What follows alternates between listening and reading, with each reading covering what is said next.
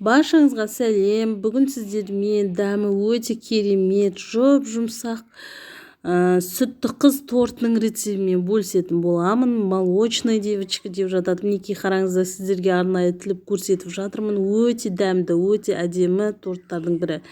Ендеше бізге қажетті сары май, ерітілген жұмыртқа, қанша керектігі жөнінде видеоның астына жаза кететін боламын. Мен бір банка сгущенка қостым, қараңыздар. Банка жарым қоссаңыз болады. Бір келкі қылу үшін венчиктің көмегімен немесе осылай миксердің көмегімен жасап аламыз.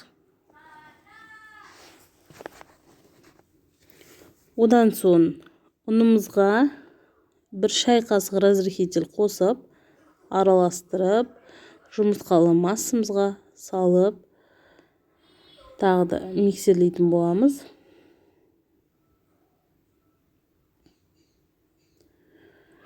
Мінекей біздің тестіміз дайын.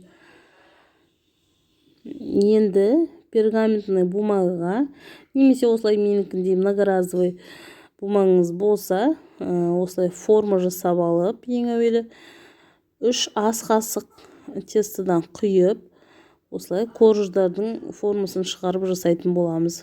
5-10 минутта корждарыңыз тез-тез піседі. Мінекей қараңыздар, пісіп болғаннан соң кішкене суығанын күтіп, содан кейін барып решетканың үстіне қойып, осылай жақсылап суытып аламыз. Енді крем дайындайтын боламыз. Салқын кремді алып, сливкімізді алып, сахарный пудра салып, ішіне жақсылап миксердің көмегімен араластырып, крем жасайтын боламыз. Қою жақсы крем шығады. Мінекей қараңыздар, креміміз дайын. Енді тортымыз жинауға кірісеміз. Тортты жинамас бұрын осылай астына крем жаға кетсеңіз, тортыңыз қозғалмай тұратын болады. Менде осындай кольцо бар, арнайы тортқа арналған. Соның көмегімен мен тортымды жинайтын боламын. Бұндай жоқ болса ештеңе етпейді. Корждарымды бір-бірінен салып, араларына крем жағып, осылай барлығын жинап шығамын да 15-20 минутқа холодильникке салып алып, сыртындағы кольцомды алып тастап, сыртын тағы да крем жағып, тегістеп, әдемлеп, бір түнге қалдыратын боламын. Енді тортымыздың сыртын жасайтын вафельный крошкаға кірісейік. Жұмыртқаның ақуызы, сахарный пудра және де осындай маргаринді алып, жақсылап араластырып аламыз. Одан соң ұн қосамыз. Қанша керектігі жөнінде видеоның астына жаза кететін боламын. Осыдан біз вафельный крошка жасаймыз.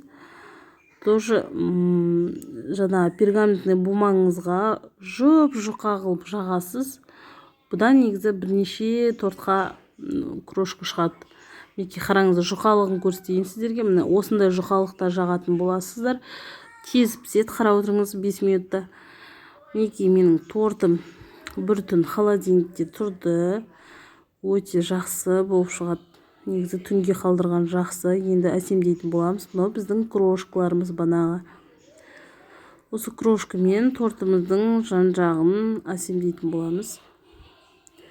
Осылай қолыңызға алып, жандарына осылай жасап шығасыз. Қиын ештеңе жоқ. Мінекей қараңыздар, бетін қалауыңша әсемдесеңіз болады.